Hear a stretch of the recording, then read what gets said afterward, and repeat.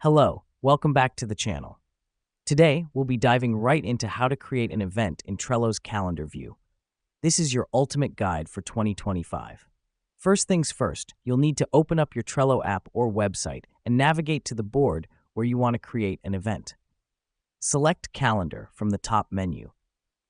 The reason we do this first is because Trello organizes its tasks by boards, and the calendar feature is board-specific. Now that we've done that, let's move to the next step.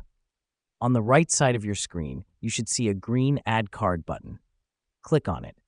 This is how we create a new event, or in Trello's terminology, a new card. Cards are the fundamental units of Trello. They're like the tasks on your to-do list. Once you've clicked Add Card, a dialog box will appear. Here's where you'll input the details of your event. Start by typing the event name in the title field. This is crucial because it gives you and your team a clear idea of what the event or task is about. Directly underneath, you'll find the description box. Fill this in with more details about the event. This helps us because it provides necessary context and additional information for those involved.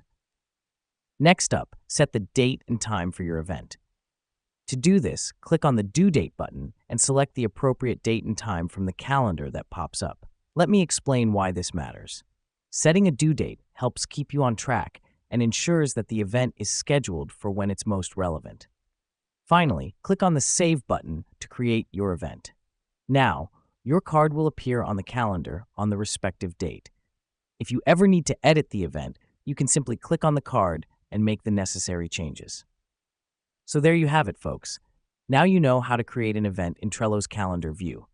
It's a simple, yet effective way to manage your tasks and stay organized.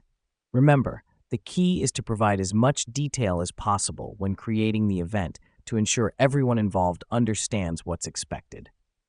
Thanks for tuning in, and we'll see you in the next tutorial.